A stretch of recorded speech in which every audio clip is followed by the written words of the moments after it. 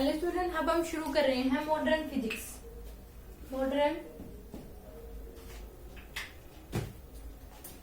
Physics.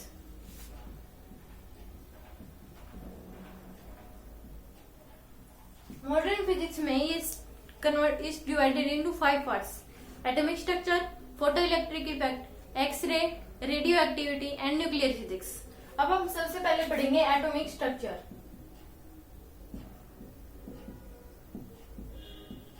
Atomic structure, इसमें सबसे पहले एक डाल्टन नाम का साइंटिस्ट आया। उसने बताया कि क्वेश्चन ये था कि दुनिया की सबसे छोटी चीज क्या है। तो एक डाल्टन नाम का साइंटिस्ट आया, उसने बताया कि दुनिया की सबसे छोटी चीज है एटम, और उसे किसी भी फिजिकल और केमिकल प्रॉपर्टी के द्वारा, किसी भी केमिकल और फिजिकल प्रॉपर्टी को यूज करके उसको तोड़ा नहीं जा सकता। ये डाल्टन नाम के साइंटिस्ट ने बताया, और उसके बाद उसने कुछ नहीं बताया। उसके बाद हमारे पास आया थॉमसन मॉडल। थॉमसन नाम का साइंटिस्ट आया, उसने बताया कि जो एटम है it's positively charge and it's a neutral. Neutral हो गया तो इसमें इतने जितने पॉजिटिव चार्ज होंगे उतने ही क्या होंगे, नेगेटिव चार्ज, इसीलिए क्या होगा, न्यूट्रल। उसके बाद उसने क्या दिया, थॉमसन मॉडल दिया। थॉमसन मॉडल क्या था कि उन्हें वाटरमेलन लिया। वाटरमेलन की सिर्फ, तो उसने कहा कि जो वाटरमेलन है उसमें जो रेड पार्ट होता है वो क्या है, it's plasma and positively charge, और जो सीड्स हैं वो क्या है, नेगेटिव चार्ज। तो ये उसने क्या दिया था, थॉमसन मॉडल ने ये दिया था अपना मॉडल। ये क्या था, अगले दिन ही फेल हो गया। उसके बाद आया हमारे पास रदरफोर्ड मॉडल। रदरफोर्ड मॉडल ने क्या कहा कि इस जो एटम होता है, इसमें जो एटम होता है इसका होल मास क्या होता है, पूरा एक सेंटर पे कंसेंट्रेटेड होता है, और ये क्या होता है, वेरी स्मॉल वॉल्यूम में। और इलेक्ट्रॉन जो होते हैं, जो इलेक्ट्रॉन होते हैं इसके बाहर क्या करते रहते हैं, घूमते रहते हैं। ओके, पर किसी ने भी ऐसे विश्वास नहीं करा कि ये जो इलेक्ट्रॉन है इसके बाहर घूमते रहते हैं, ये इसके पास क्यों नहीं आते। फिर उसने कहा कि जस्ट लाइक, उसने एग्जांपल दिया, just like it's a solar system की तरह ये है, जैसे sun at rest and whole planet revolve around it. Okay, उस समय तक कि किसी को नहीं पता कि what is the electrostatic force, centripetal force, तो नहीं पता था। तो उसने कहा, ऐसे एग्जांपल दे दिया तो लोगों ने उसका मानना शुरू कर दिया। तो उसने कहा कि जो it's a nucleus at rest and whole, जो इलेक्ट्रॉन है वो revolve around it, it's a planet. Okay, तो उसे लोगों, फिर उसके बाद जो हमारे पास रदरफोर्ड मॉडल था वो ना तो इलेक्ट्रॉन और स्पीड बता पाया, ना वेवलेंथ, ना फ्रीक्वेंसी पर सेकंड बता पाया, kinetic energy of electron, potential energy and total energy. उसके बाद हमारे पास आया बोर मॉडल। बोर नाम का साइंटिस्ट आया, उसने अपना मॉडल दिया, और उसने क्या कहा, रदरफोर्ड ने जो मॉडल दिया था कि जो एटम है, जो होल मास के अफेक्ट सेंटर पे कंसेंट्रेटेड होता है बहुत ही स्मॉल वॉल्यूम में, it's a nucleus and electron revolve around it. तो उसने उसको प्रूव कर दिया कि वो कैसे क्या था, और उसने क्या दे दिया, और उसने कहा कि जो मेरा जो लो है वो only hydrogen and hydrogen like atom के ऊपर ही एप्लीकेबल है, just like H positive, He2 positive, Li3 positive, इस पे ही कि उसमें क्या होना चाहिए, सिंगल इलेक्ट्रॉन ही होना चाहिए। उसी पे मेरा क्या है, ये बोर मॉडल होगा, वो एप्लीकेबल होगा। ओके, और इसमें क्या था कि पहले इसमें क्या था, फिर उसने सारी wavelength they the, frequency they the, speed of electron, ये सब कुछ उसने बोर ने दे दिया। उसके बाद उसने, इसमें क्या होता है कि सबसे पहले क्या बनते हैं, पोस्टुलेट। पोस्टुलेट मतलब अंदाजे बनते हैं, कि अंदाजे लगाए जा सकते हैं कि ऐसा हो सकता है। फिर उसके बाद क्या बनता है, उसके बाद उनकी जो वेरिफिकेशन होती है, मैथमेटिकली और लॉजिकली वेरिफिकेशन होती है, उसके बाद उसको लॉ नाम दिया जाता है, और उसके बाद उनको चेंज नहीं किया जा सकता। उसने कहा था कि जो रेडियस ऑफ एटम है, रदरफोर्ड ने बताया था रेडियस ऑफ एटम जो होगा वो हमारे पास कितना है, 10⁻⁻10 मीटर। और जो फिर हमारे पास क्या था, न्यूक्लियस का जो होगा, न्यूक्लियस वो क्या होगा, 10⁻14 मीटर। ये रदरफोर्ड ने इतना दिया था। उसके बाद ना तो वो क्या बता पाया, ना तो फ्रीक्वेंसी, ना स्पीड ऑफ इलेक्ट्रॉन। उसके बाद बोर मॉडल ने क्या था, पूरा इसको एक्सप्लेन कर दिया, और उसका लॉ आज भी चल रहा है, और उसने हर चीज, बहुत सारी चीजें बताई, इसलिए इट्स अ बिग साइंटिस्ट। तो उसने क्या कहा कि इसे ओनली मेरा जो मॉडल होगा वो अप्लीकेबल होगा हाइड्रोजन हाइड्रोजन लाइक एटम, और इसलिए एटॉमिक स्ट्रक्चर में ओनली क्या होता है कि हाइड्रोजन और हाइड्रोजन लाइक एटम के ही ऊपर क्या आते हैं, क्वेश्चन आते हैं, इससे बोर मॉडल। तो इसमें पहले तो क्या था, जो बोर ने दिया एंगुलर मोमेंटम ऑफ इलेक्ट्रॉन क्या दिया था, पहला दिया L इक्वल टू NH2π। ये क्या था हमारे पास एंगुलर मोमेंटम, L क्या है यहाँ पे, number of electron, okay, H क्या है प्लैंक कांस्टेंट, और 2π क्या हो जाता है हमारे पास उसकी जिसका फेज डिफरेंस होता है 2π, जो उसका एंगल वो कवर करता है, वो हमारे पास क्या होता है L इक्वल टू 2π। ओके, तो नंबर ऑफ सेल हो जाएंगी ये n, नंबर ऑफ सेल होंगी, ओके, एन पी क्या हो जाएगा, प्लैंक्स कांस्टेंट होता है। फिर अगला उसने क्या दिया, एल क्या हो जाएगा, एंगुलर मोमेंटम। उसने एंगुलर मोमेंटम दिया कि कितनी वेलोसिटी से उनको अगर घुमाया जाता है वो कितनी वेलोसिटी से घूमते हैं, वो उसने बताया। फिर हमारे पास क्या है, radius r 0.53 angstrom n² by z। ये क्या होता है कि जो ये होते हैं ये हाइड्रोजन लाइक एटम, और ये इसमें क्या होता है कि ये उसके जो ये उस पे डिपेंड नहीं करते, जस्ट नॉट डिपेंड ऑन किस पे, जो एटॉमिक नंबर है इसके ऊपर ये डिपेंड नहीं करता, not depend on atomic number. Radius क्या था 0.53 angstrom n² by z। n क्या होगा, नंबर ऑफ सेल, अगर हाइड्रोजन फर्स्ट सेल में है तो यहाँ पे n की वैल्यू 1 है, जी सेकंड सेल में तो 2 और थर्ड सेल में तो 3, तो ये क्या आ गया हमारे पास वैल्यू। फिर आता है हमारे पास थर्ड वेलोसिटी 2.18 इंटू 10 की पावर 6, क्या 2.18 इंटू 10 की पावर 6 z बाय n, ये मीटर पर सेकंड में होती है वेलोसिटी। ओके, ये क्या होता है, ये जो स्पीड ऑफ लाइट होती है उसके 137 का हिस्सा होता है, इसकी वैल्यू आती है 2.18 इंटू 10 की पावर 6। ओके, इसको हम ये भी लिख सकते हैं। अगली बात आती है फोर्थ क्या दिया, टाइम पीरियड क्या था 1.5 इंटू 10 की power -16 n³ by z², this is the time period. फिर बात उसने दिया काइनेटिक एनर्जी क्या था 13.6 electron volt into z² bye में n², it's the kinetic energy. Okay, और इसको हम बोल सकते हैं 1 रीडबर्ग z² बाय n²। एक रीडबर्ग क्या होता है हमारे पास 13.6 इलेक्ट्रॉन वोल्ट। ओके, तो angular momentum ns divide by में 2π, रेडियस क्या हो जाएगी 0.56 angstrom into n² by z।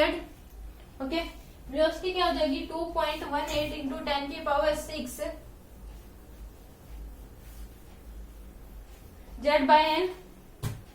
Okay, potential energy क्या दी 6, पोटेंशियल एनर्जी क्या है -2 time of kinetic energy is the potential energy, यानी कि -2 into 13.6 electron volt z² by n²। Okay, 7th हमारे पास टोटल एनर्जी क्या है माइनस काइनेटिक एनर्जी, यानी कि -13.6 electron volt z² by n²। और इनमें रिलेशन पोटेंशियल एनर्जी क्या होता है काइनेटिक एनर्जी डिवाइड बाय में 2 काइनेटिक एनर्जी, और टोटल एनर्जी क्या हो जाता है हमारे पास माइनस काइनेटिक एनर्जी। ओके, तो ये सारी बातें उसने बताई थी। तो सबसे पहले angular momentum ns divide by में 2π, रेडियस क्या होगी 0.56 angstrom into n² by z। Okay, velocity 2.18 into 10 की power 6 z by n। Okay, time period क्या हो गया 1.5 इंटू 10 की power -16 into n cube by z square. Okay, kinetic energy 13.6 electron volt z square by n square. Potential energy -2 into 13.6 electron volt z square by n square. Total energy -13.6 into z square by n square. ऐसे ही ये आपको क्या sequence, ऐसे ही आपको ये tips पे याद होने चाहिए। फिर से अगर मैं बताऊं आपको, radius 0.53 angstrom n square by z, ऐसे ही टिप पे जैसे मुझे याद है ऐसे ही आपको भी टिप पे याद होनी चाहिए। Velocity v equal to 2.18 into 10 की power 6 into z by n. Kinetic energy 13.6 n z square by n square. Time period 1.5 into 10 की power -16 n cube by z square. Okay, ऐसे ही आपको ये याद होने चाहिए। Okay, then right down. और इसको जो c इक्वल टू क्या था हमारे पास, c बाय में 37, इसको हम क्या बोलते हैं, फाइन स्ट्रक्चर। क्या होता है हमारे पास, फाइन स्ट्रक्चर कांस्टेंट। ओके, तो r इक्वल टू, फिर से बता देते हैं, l equal to NH divide by में 2 pi. r equal to radius क्या हो जाएगी, रेडियस हमारे पास हो जाएगा 0.56 into angstrom into z n square by z. Okay, velocity 2.18 into 10 की power 6 z by n. Okay, velocity क्या हो जाएगी, वेलोसिटी होगी। फिर टाइम पीरियड क्या हो जाएगा हमारे पास, टाइम पीरियड है, टाइम पीरियड दिया था उसने, टाइम पीरियड था हमारे पास 1.5 इंटू 10 की power -60 n cube by z square. Okay, kinetic energy 13.6 into 30.6 electron volt z square by n square. Potential energy -2 into 10 की power -2 into 13.6 electron volt z square by n square. Total energy -13.6 into z square by n square. और potential energy, kinetic energy क्या होता है, potential energy double होती है kinetic energy negative में। Okay, total energy क्या होता है, negative of kinetic energy. Okay, तो then right down.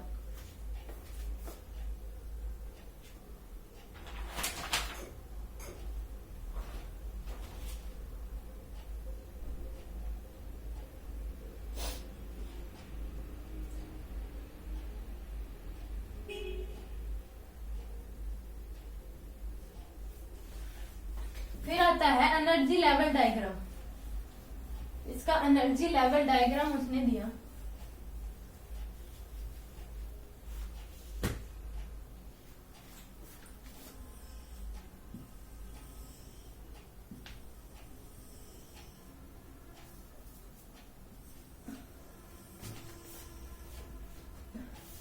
Energy level diagram,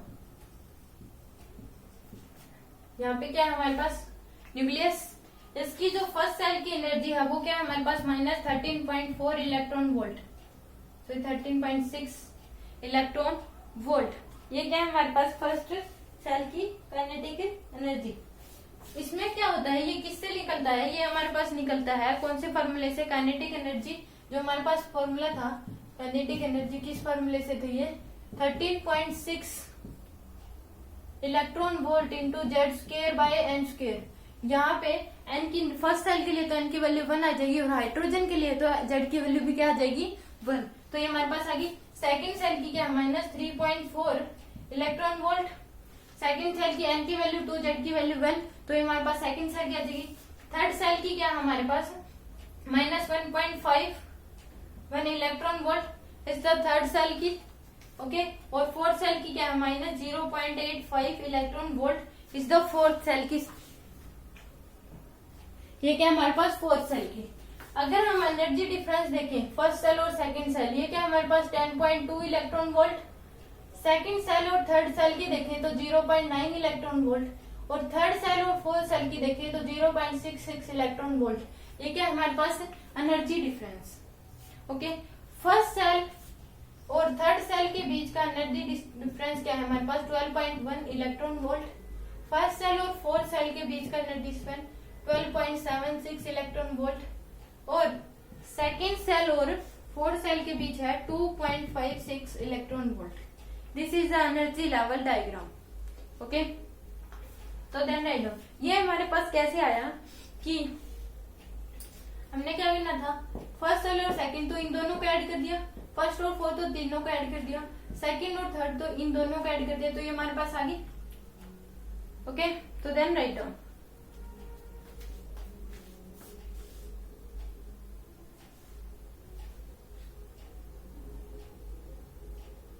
और जो ये डिफरेंस आया है ये हमारे पास कैसे आया, कि हमने क्या करा, जब हमारे पास क्या था 10.2, तो क्या करा हमने कि 13.6 में से क्या 3.4 में से क्या माइनस कर दिया 13.6, तो ये हमारे पास आ गया। जब ये निकाला था तो 1.51 में से ये माइनस कर दिया तो ये हमारे पास आ गया, और ये जो था तो इसमें से ये माइनस कर दिया तो ये हमारे पास आ गया। ओके, अगर हम इसका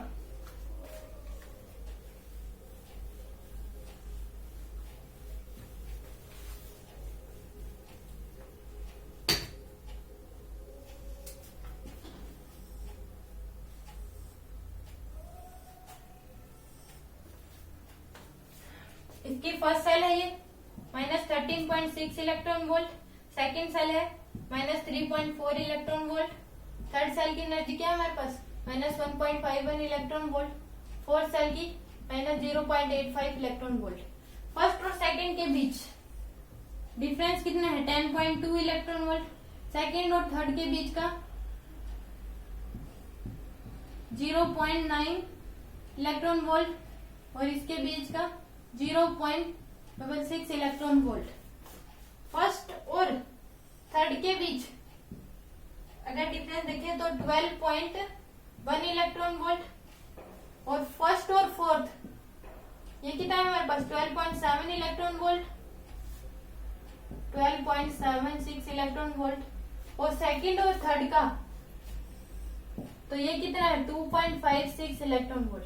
ये हमारे पास कैसे आया, अगर हम माइनस करें 3.4 में से माइनस कर दो 13.6 तो ये क्या आ जाएगा हमारे पास, तो इसमें अगर हम आंसर निकाले तो -3.4 प्लस 13.6 तो ये क्या आ जाएगा हमारे पास 10.2 इलेक्ट्रॉन वोल्ट। ये जब निकालना है तो -1.51 माइनस इसमें से क्या कर देंगे -3.4, तो 1 -1.51 प्लस 3.4 तो क्या आ जाएगा 0.9 इलेक्ट्रॉन वोल्ट। तो ऐसे ही क्या आगे सारी वैल्यू हमारे पास आ जाती है। This is called energy level diagram. Okay, write down.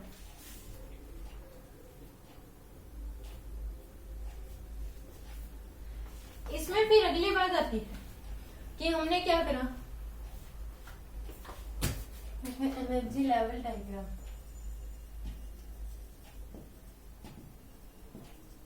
इसमें कि यहाँ पे क्या है इलेक्ट्रॉन, इलेक्ट्रॉन हमेशा क्या करता है ग्राउंड स्टेट पे ही क्या करता है रहता है। तो इसमें हमने क्या करा, जब हमने इस पे ऊपर 10 इलेक्ट्रॉन वोल्ट का फोटोन डाला तो इसने क्या करा लिया ही नहीं, क्योंकि ये क्या करेगा कि फिर हमने डाला 10.2 का इलेक्ट्रॉन वोल्ट डाला, इसने पूरा ले लिया फोटोन, फोटोन इसमें यहाँ पे इसने पूरा फोटोन लिया 10.2 इलेक्ट्रॉन वोल्ट का फोटोन लिया, और वो फिर जंप कर गया किसमें सेकंड सेल में, फिर सेकंड सेल से वो वापस किस में आ जाता है फर्स्ट सेल में। कभी भी जो फोटोन होता है वो सेकंड थर्ड सेल में नहीं रहता, और वो यहाँ पे जब रहता है वो ओनली 10.8 सेकंड 10 की पावर -8 सेकंड से ही कहाँ पे रहता है एक्साइटेड स्टेट में रहता है।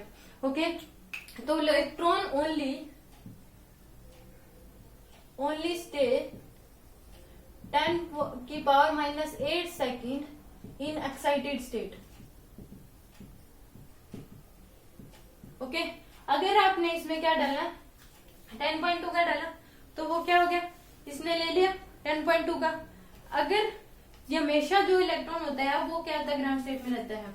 ओके, तो ऊपर फिर आपने क्या डाला, इसमें आपने डाल दिया कि 10.2 और इसको अगर ऐड कर दे तो 12.1 का इलेक्ट्रॉन वोल्ट डाल दिया, तो वो क्या हो गया थर्ड सेल में पहुंच गया, वापस से थर्ड सेल में पहुंचा। तो इसके आने के दोनों तरीके होते हैं, पर जाने के ओनली ही क्या होंगे, इसमें एक ही तरीका होगा कि वो फर्स्ट से सीधा थर्ड में चले जाए। जाने का ओनली वन तरीका होगा, आने में उसको क्या कर सकता है वो अगर पहले क्या है थर्ड से सेकंड में आए फिर सेकंड से फर्स्ट में आए तो उसमें क्या होंगे 2 फोटोन बाहर निकलेंगे। ओके, और ऊपर जाते समय क्या होती है एनर्जी इंक्रीज होती है, और वापस आते इसमें एनर्जी डिक्रीज होता है। इलेक्ट्रॉन कभी भी अपने पास एनर्जी नहीं रखता। ओके, तो इसमें जाने का तो एक ही स्टेप रहेगा, और आने के क्या हो सकते हैं 2 भी हो सकते हैं, वो डायरेक्ट भी आ सकता है। अगर डायरेक्ट आएगा तो एक ही फोटोन बाहर निकलेगा, अगर वो स्टेप वाइज जाएगा तो क्या होंगे, 2 फोटोन बाहर निकलेंगे। एक एक्सेप्शन हो सकता है, ओनली सन पे ही क्या रह सकते हैं, वो सेकंड सेल में रह सकता है, क्योंकि वहां क्या होता है, टेम्परेचर 10⁻⁻7 डिग्री 7 केल्विन रहता है।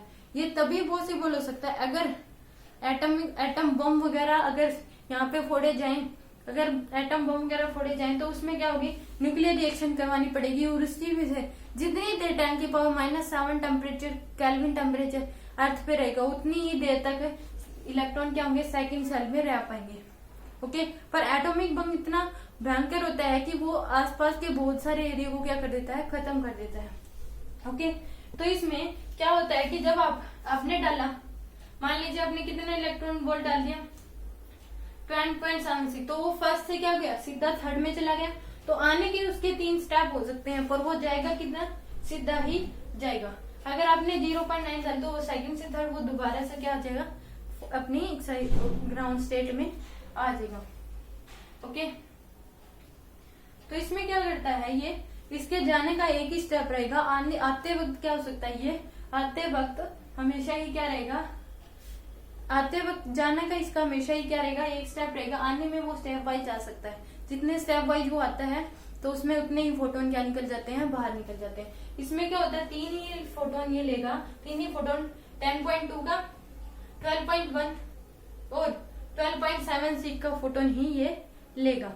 ओके, तो इसमें क्या कर दिया, मान लीजिए कहा कि फोटोन क्या है, फर्स्ट सेल से सेकंड सेल में जा रहा है, तो फाइंड आउट करो कि उसकी वेवलेंथ और एनर्जी क्या होगी। फर्स्ट सेल से सेकंड में जा रही एनर्जी तो हमें पता है 10.2 इलेक्ट्रॉन वोल्ट होगी। एक फोटोन डाला तो उसको कितना 10.2 का, तो उसमें एनर्जी तो हमें पता होगी कि वो फर्स्ट से सेकंड में जा रहा है, तो एनर्जी क्या होगी हमारे पास 10.2 इलेक्ट्रॉन वोल्ट। उसमें पूछा जाए कि वेवलेंथ क्या होगी, तो वेवलेंथ कैसे निकालेंगे, E = hc लैम्डा होता है हमारे पास, लैम्डा क्या आ जाएगा हमारे पास, hc/E। ओके, तो ये क्या हो जाएगा हमारे पास, वेवलेंथ आ जाएगी hc/λ। अगर इसकी वैल्यू देखें, h क्या होता है हमारे पास 6.6 इंटू 10⁻13 4, ये हो गया हमारे पास। c क्या हो गया 3 इंटू 10⁸। E क्या होता है एनर्जी, तो फर्स्ट से सेकंड में गया तो 10.2 इलेक्ट्रॉन वोल्ट। इलेक्ट्रॉन वोल्ट को हमने किस में चेंज करना है, इलेक्ट्रॉन वोल्ट को हमें चेंज करना है किसमें, अगर इलेक्ट्रॉन वोल्ट को जूल में चेंज करेंगे, अगर इलेक्ट्रॉन वोल्ट को जूल में चेंज करना है तो मल्टीप्लाई करानी पड़ेगी हमें 6.6 इंटू 10⁻, किससे 10⁻⁻19, ये क्या होगी जूल में चेंज होगी। ओके, और इसको क्या करना पड़ेगा, ये हमारे पास किस में है, मीटर में, तो इसको क्या करना पड़ेगा सेकंड्स में चेंज कराने के लिए, सॉरी एंगस्ट्रॉम में चेंज कराना पड़ेगा।